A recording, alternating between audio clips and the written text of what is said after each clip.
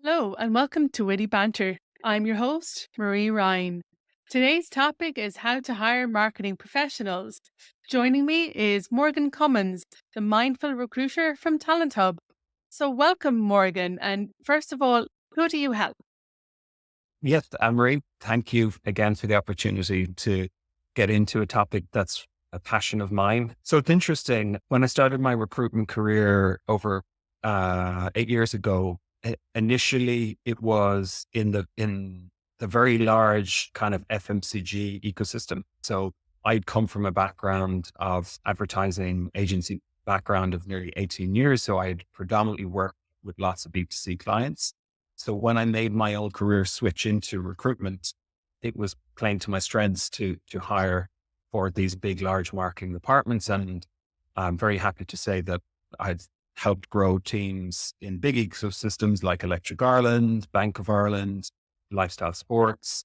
But it was about 2 years into my journey, I saw it after a year that the industry of marketing was really changing, and my core focus moved from slightly away from what I would call general marketing and FMCG to data driven marketing informed by data science and really good digital marketing techniques. Because look, I mean, it was obvious that's the way it was going. And ever since I took that pivot, I, I believe I've really tried and been able to broaden out the target of clients we would help. And they would now include a lot of B2B players, especially within the sort of scale up stage where they might have got their first series round of funding. And what we're helping them do is actually recommend their complete org design for marketing and then hire the relevant people both in marketing and in sales from a data driven approach.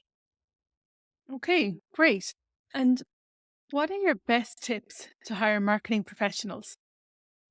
It's a great question. And I think we have to step back a bit because really to answer this, I'd be answering how you should put great hiring practices in place for anybody or any team. And until I did the exercise, and I think it was because I started doing a lot of work in that sort of UX space, and the word frictionless was coming up a lot from the CMOs I dealt with. That about 2 years into my own journey, when I moved from uh, a more sort of old school recruitment agency to where I am today into a modern recruitment agency, I took the time to actually explode out the customer journey in a hiring process. And on average, there's actually 26 different human touch points. And when you think about that in this Amazon one click world that we live in, that's 26 potential fail points for things to go wrong in the process. So for me, it's all about getting in with your client or you're doing it yourself, really defining that brief. And the brief essentially is the job spec, which I know we're going to talk about later, but job specs are really broken pieces of material. Basically, they're often very lazily written documents, or they're just washed through the system. And I guess we've been really fortunate in a lot of the roles that we hire for. They didn't exist before. So there wasn't a bad job spec kind of template that got hashed up and hashed up and hashed up. So it really forced us to work with our clients on doing not one, but two in-depth briefing sessions to understand not just what they were looking for, but what success looked like in 6 months. So for me, good hiring starts with mapping out the journey, defining what you're looking for. And honestly, and this is the really, I think stuff that we forget, being really human in how you approach the candidates, because I think what's really getting lost in all of this is the person and the human touch. And I think that's where I see the difference between really poor hiring practices and anything above that is actually really good. And then if you concentrate that a little bit more and spend more time with the individuals through the process, that's where you can get to excellent hiring practices. Okay, great. And you touched briefly on the job spec, and I know we're going to explore it in a lot more detail. But what should people include and exclude on job specs for marketing? I hope this speaks to our audience, but if you think about recruitment, it's no different than good brand marketing, and recruitment is all about great storytelling. And going back to the 26 touch point plan, you've got to define what the actual story is about your company, about your brand, about your growth journey, and about the specific role in itself.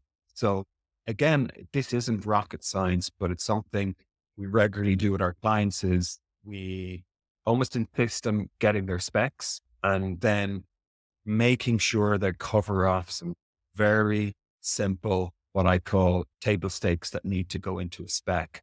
The You would be surprised, Maria, that the amount of job specs that we come in that have nothing listed about the company, nothing listed about the why behind their hiring. They're just literally an extended list of roles and responsibilities, and it's a shopping list. And to be quite honest, that's one of the key things that puts especially the female cohort off from applying, because if there's more than two or three things on a long-winded wish list of requirements, I know firsthand from my coaching experience, from sitting on other podcasts, speaking to very senior female leaders, they won't, they will feel that they're not adequately quickly skilled up for the role and they won't apply. And then on the other hand, you'll get typically the male who will say, I can do three of the 10 things, and you'll get so many of the wrong candidate applying. So it's really back to the basics of, if you think about your marketing funnel and how you develop that, a job spec really at its core should be developed with the story in mind,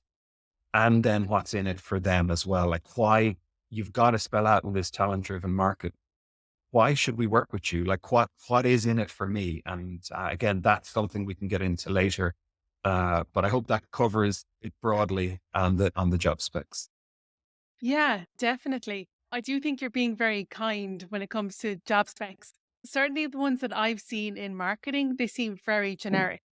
There's often, particularly in the startup area, there's a sense that they don't really know what they want or need. They want somebody to come in and tell them what they want and need. That's the way it comes across, but they don't even seem to specify that. It's like they want a marketing executive with 20 different duties, and the 20 different duties could be completely unrelated. Like they want a social media manager, content creator, expert, videographer, SEO expert. That's not a marketing executive. That's a marketing team. So they need to Yes. get a bit more specific about what it is. And I think there's an over reliance on, say, sometimes companies trying to look for that entry level person who's an absolute superstar without actually addressing their core needs. And it comes across that in the job spec. And then, as you mentioned, not saying much about the company itself. So you want this person to do all these things. Well, why? What are they going to Yes. do? What are you going to do for them? And then other bugbears are when companies list things like tea and coffee as a perk or paid holiday. You're legally required to do that. So you're telling me that a perk is that you're going to do the minimum that's legally required, and the Yes. person is going to be a marketing team on an entry level salary.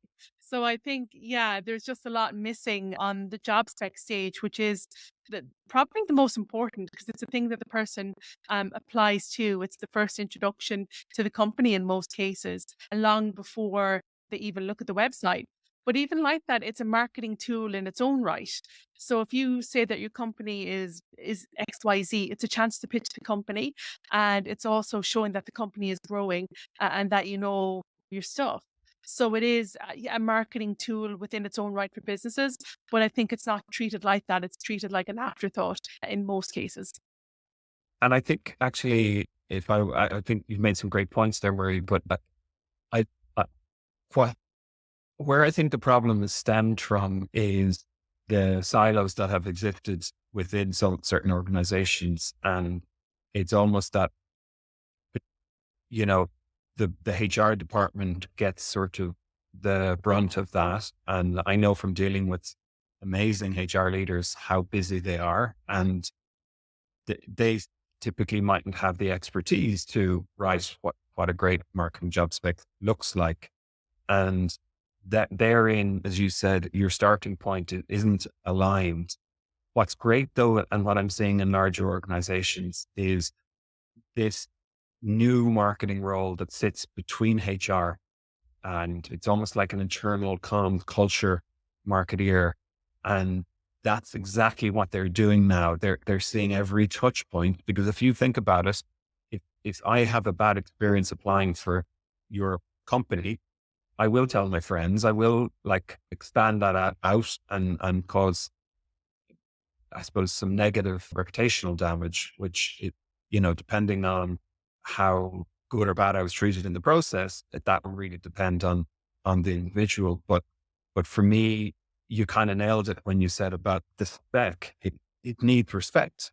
And it's like when I started out, as I said, 8 years ago, I was actually quite horrified because of the background I come from, where we became partners of the marketing team as their ad agency. And all of a sudden, which was probably created by the recruitment industry itself, but there was 5 or 6 different recruitment agencies on a briefing call, and still you wouldn't get access to a hiring manager. So you are meant to like send your best people without even getting to meet and get to understand what type of a person the hiring manager was. So you were kind of behind the screen. So it was another reason for me 2 years into my journey to go, this is wrong.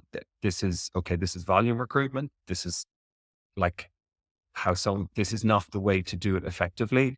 And I've always believed if you get to know your client really well, and I would literally know what podcasts they're listening to, what makes them tick, how many kids they have. Then I think your recruitment and your matching capability to culture fit and culture add just go through the roof. So yeah, for me, there's many reasons that happens, but I think at source, it's the hiring manager's responsibility to get the communication right, to treat the recruitment process. And my analogy used to be, which worked well to Mark, I said, would you just fire in a brief to your ad agency or 5 ad agencies and not meet them? And of course they'd look horrified. Right? And I said, well, that's what's happening. That is still what's happening a lot in the front line of recruitment, especially in certain sectors. But as I said, in more future thinking sectors, we're being seen as a partner. And that's again, where a really good recruitment agency can do great work for you. Right.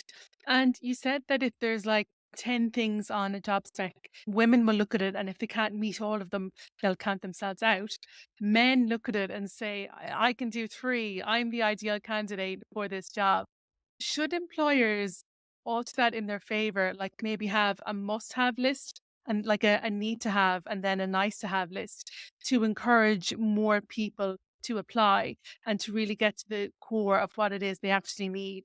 Like, for example, if they need someone to do SEO who's also a content creator in their own right, or someone who does email marketing, and it would be nice if they did social media just to arm themselves with the best chance of getting the right candidate for the role. Thankfully, we're already seeing that emerge. There's now brilliant tools. Grammarly is one that helps you actually make sure that your job spec isn't actually too male skewed and it hasn't the right language that will appeal to a broader audience. So that's one very great AI development that's happened. Again, I would say where I'm seeing the innovation happen and that openness is the likes of the HubSpots of the tech industry. I was just coaching someone yesterday that's in an interview process with them. And what I really liked on the spec at the end, it said, look, we know that you might read this and you feel a bit of imposter syndrome, but that's okay. We understand that happens. But if you really feel you could do some of this role, please apply. And I just thought that's just so human. And, the more that we can see that happen, and you can tell that they've obviously worked with some experts internally or externally to to put some sort of messaging like that on the job spec. Okay, great. And on average, how long does it take to hire for different marketing roles? So the industry average, and again, if you go back to the 26 touch points, what I didn't say is if you were to actually map them out or work with someone who knows about these 26 touch points, there is a way to cut that in half, which will ultimately lead to the average lead time, which is actually 3 months to hire a marketing professional. You could bring that down between 7 and 8 weeks, because you still need where a really good research stage, a really good investment in time at the start. That can sometimes be up to a week or two of back and forth to make sure the brief is properly defined and signed off. Then, in terms of our approach, which is to go out to the market and look for the sweet spot candidate who tends to be passive candidates, is about actively headhunting with a really good story to get people interested, and then drill in to really find out their motivations beyond just getting a new job, and then seeing if there's a genuine link between things like their motivations, their strengths and their values with the company's strengths and growth plans as well. I believe if you spend 2 to 3 weeks all up in that stage, what you're doing is quality controlling the type of right fit candidate into the process, rather than what we would see as a lot of companies do: put the ad up on a jobs portal, get, as I know now, over 400 applications. Then it's a really numbers game, because you've got to rely on an internal team that's already really stretched to somehow screen 400 CVs in a number of days. They will always miss good candidates by doing that. We see it all the time. We've often worked with a client where the sweet spot candidate has applied and not been interviewed, and then we've presented them and they've got the job. So spending really quality time in the front end. And again, it's kind of the bad practice that's led into the recruitment industry. And again, I state as led by recruitment agencies as much as hiring managers. But there's this kind of perception when we get called that we will have candidates literally under our desks to present. And it's just not the case. Yes, we all have great databases, but the database is only as good as that moment in time that you pick up the phone and tell that story to the candidate. If what you don't want is a candidate going through a process that is kind of just going through the motions and then ends up pulling out later. So I really want to emphasize investing time at the start. I actually think there's something wrong if someone can give you quality CVs or so-called quality CVs within a couple of days of a briefing. They haven't market mapped the market. They haven't interrogated the brief. They're generally just sending you those candidates that are looking, rather than trying to find the sweet spot candidate. But to summarize, if you spend those 3 weeks, that's where, and then you put a really good diary management and cadence to your interviews and respect people's times. One of the big things that changed this year and last year is candidates actually aren't willing to show up in person anymore for a first round interview. And you've got to be cool with that, because if you're not, you're losing great candidates. They will show up in a second round, but now they've got leverage. They're going, well, I'm working, I'm going to have to take a half day. Why can't they be flexible and let me do this first one on a video interview? So it's having really good cadence there, and then not sitting on it. Like, this is the biggest fail point in the recruitment process is, right, you get your two amazing candidates to offer stage, and then the person that needs to recruit the hire is gone.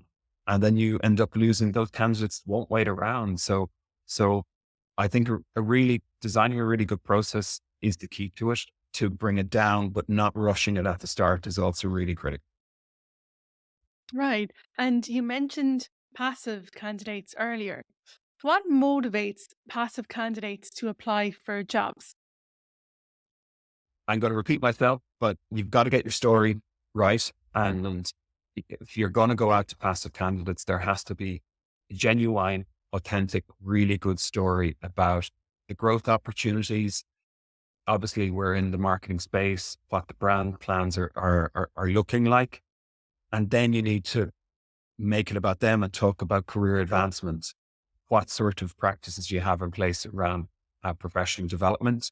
And a big trend I'm seeing now is people giving a budget to their hires for some sort of coaching. It could be onboarding coaching for success, or it could be leadership coaching as they go into the role. And again, if that's, and I know our audience might be going, how can I pay for this? What I've seen very efficiently done is even a mentorship program for people to come in and they get a mentor within the business to get them settled in. I that to me, if you can go to a passive candidate like with a really compelling story and a genuine, this is what's in it for you about your career growth, and we will trust you to deliver, then you're going to get their attention. Okay, great. And which jobs boards are best? That is a very, it really again depends on what audience and demographic you're chasing. I still feel there is an element of or a necessity for LinkedIn um, to be used as a platform within the marketing industry. It's a super platform, and that's most likely where your candidates are going to be hanging out, especially your passive ones to begin with. I'm not saying the local ones like the Irish jobs don't work. They can work, and they actually have excellent databases. But for me now, LinkedIn is probably the destination of choice for the industry when it comes to just getting an awareness that the jobs are out there. Now, the interesting thing is, Marie, the amount of candidates, passive candidates that will come to myself and my team and go, oh, I spotted this senior role here. And they'll ask me, do you know about the culture? Would you recommend I go for the job? Can you represent me? There's still this element of like certain level of candidate would prefer to be represented by a really good recruiter through the process, almost like a career coach. So, so I believe if you're not on LinkedIn, it's almost like it gives you additional credibility that you've invested in a platform like LinkedIn over and above some of the, I suppose, more localized platforms. Yeah, as a former job hunter, I definitely found a notable difference when you use a recruiter.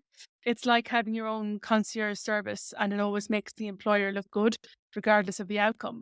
So, for employers, especially if they don't have the marketing knowledge, I think it's a good idea for them to partner with a recruiter. And if not with a recruiter, then a marketing consultant or somebody who they trust who can advise on what it is that the company needs. It does create a better overall experience, and you're more likely to get a good fit for the company itself and for the candidate as well, so that it's more of a win-win, a more of a win-win experience. Yeah, and actually, it's a great point. Something I meant to talk to earlier.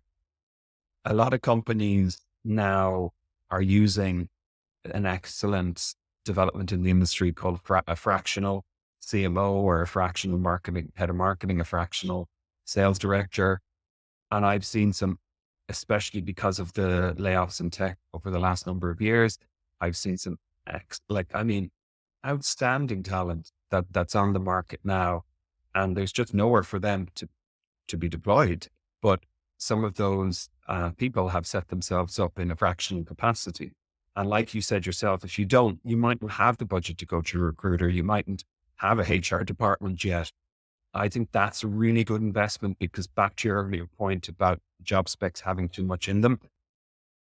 For me, it's when I've worked with a fractional marketeer, we can really get into the nitty gritty and then boil that down to, so look, really what does success look like in 6 months time? Okay. Well, what's needed for that? Then in a year's time when we're hopefully celebrating that this was a great hire, what does success look like there? And as you said, you can't look for like 10 different things. It's defining the top 3 to 5 deliverables, and then working back and kind of doing a skills audit back from there. Yeah, yeah, makes sense. And so someone has written the job spec, they've gotten their candidates together and they want to start interviews. What questions are usually best to ask, or which ones do you normally recommend that people ask in interview? I think the most important thing when designing the interview process is consistency and being empathetic. We've just been through a major pandemic. Anxiety levels are still, and anxiety is contagious, by the way. And if you're in a one-to-one situation, I've just learned that stress seeps out of your skin. So if you, my first recommendation is you need to design an interview that's trying to bring out the best and not the worst in the candidate. So reassuring them, like spending a little bit of time at the start, just doing a bit of chit chat. What? Because you will then just lower their cortisol levels so that they're not gone into fight or fight mode, which is a natural human reaction when we're meeting strangers or in an awkward situation. A lot of people, I mean, interviewing isn't a natural environment, let's be honest. So if you want to attract the best candidates through a process by just simply designing and thinking about that from the outset. I mentioned to you before in a different podcast, we recommended to a client that he actually go out and meet the candidates from the car and walk them in because they were in a part of Dublin that was in an industrial estate, and he wanted to make best first impression. And not only did he do that, then at the end of the interview, he walked them back, and each of the candidates called that out as an amazing thing and a reason that they wanted to continue in the process. So that to me is just really important. If you follow the old model, maybe that suits your culture and it could say a lot about your culture, which is, the put them on pressure and see if they crack. I think you're not going to get the best candidate. You might get the best prepared candidate. To me, though, it's about if you've done your process really well, the skills and abilities should be a given. Now you're hiring for growth mindset and attitude. And one of the best ways to dig into things like growth mindset, resilience, attitude is to start asking about times in their career where they face challenge. And I think the key to that line of questioning is to actually continue to ask, because everyone should have a good pre-prepared answer about a challenge that they overcome. But you really want to dig into their resilience and grit, like, and then what did you do? And tell me a bit about more. What would you do differently? That is where I think that you will get really, really good data points. Then I think it's really important to drill in and see if they have an awareness around their strengths. Because again, to me, that's a fundamental tenet of peak performance. And if a candidate hasn't prepared and hasn't an awareness around their strengths, I believe that's not a good signal. And a way I will always give a person at least a second chance, and I'll go to a very easy question, which is to talk through their achievements. Because again, you're giving that person an opportunity to shine and to bring out their best. And again, that is where you can really start to get curious into, you know, how did it work? What did you do? What would you do differently? How did you get through that challenge? So to me, it's really, um, drilling in there. And then to really make the interview work, I know it's not rocket science, but outside of those two formalized interviews that would be the norm, meeting them for a cup of coffee. I've had situations where they've even chosen a really busy coffee shop where they're waiting in line and they're just actually seeing how this person even reacts to that like situation. So yeah, I just think being really human. And then finally, I should say as well, having a simple scoring system is so critical, because if you're interviewing 5 people in one day and you haven't kept track of the sort of 5 core areas that you're really sort of testing them against, and you haven't given them a 1 to 5 or 1 out of 10 from then, by the end of the day, I, you could easily make mistakes and in terms of who gets through to the next round. Oh, okay, great. Yeah, I definitely think it's a good idea to create some rapport with the candidate. And I love the idea of taking them for coffee or even lunch just to see how they react when they're put a little bit out of their comfort zone because presumably good candidates have prepared. But it's good to see them in their own environment or when things are a little bit off kilter. Absolutely. No, and like I think now it's great, Marie, is that the game of golf has been replaced by going for a run or a walk, and again, it's just that why wouldn't you spend a little bit of extra time with someone that's actually you're going to spend more time with than some of your family members?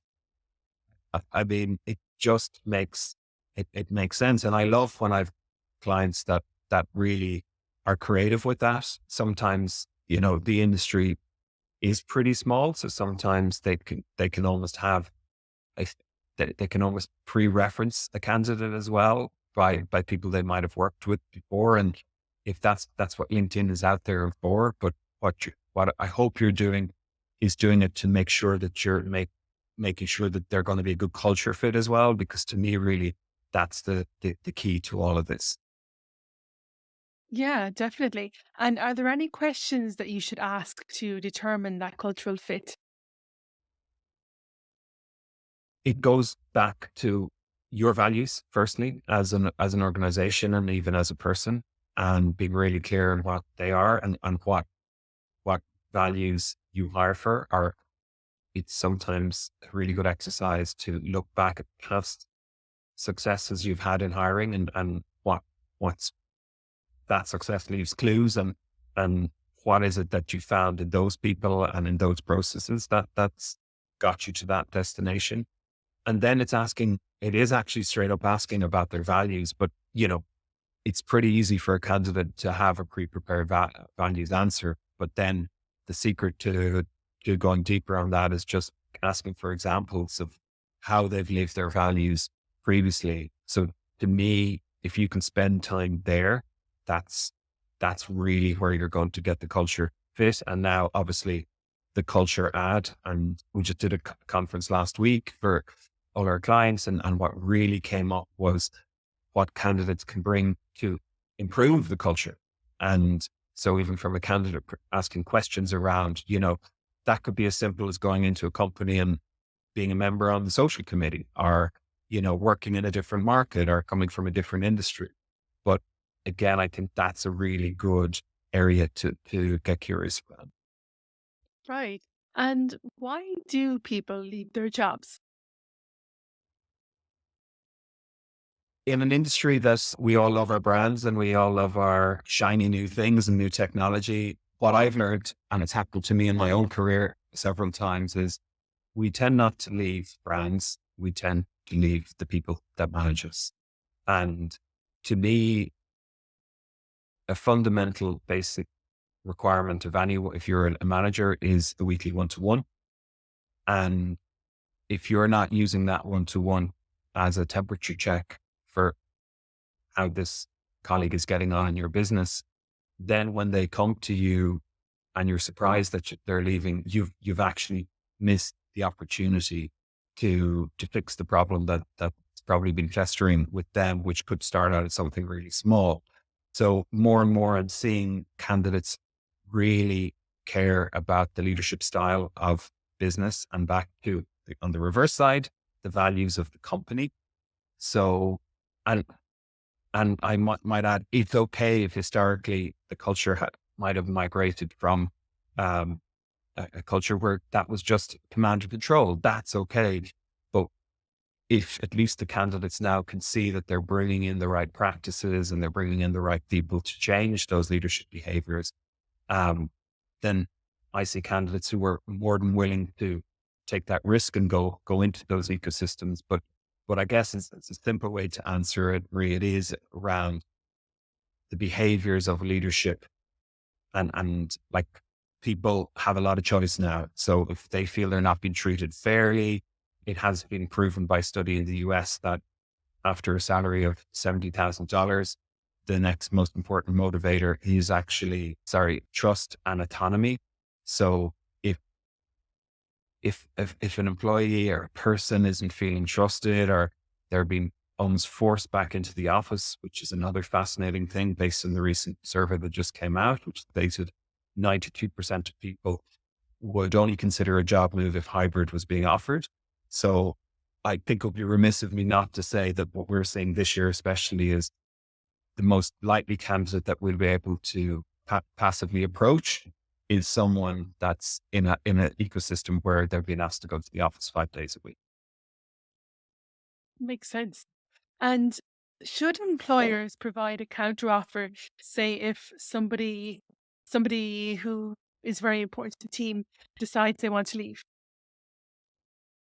Yeah. Yeah. I think it always has to be done on a case by case basis. And back to my earlier point about if you've invested time in doing weekly one-on-ones with your people, you could potentially have stopped that happening in the first place. What we see in the research backs this up is that if you do make a counter offer and things don't change, and that's the critical thing, and you've dug into the real motivation for leaving and you're able to fix them, not just with money, 90% of those candidates in 6 months end up leaving anyhow. So to me, there's a big question to be asked around, can we beat that stat?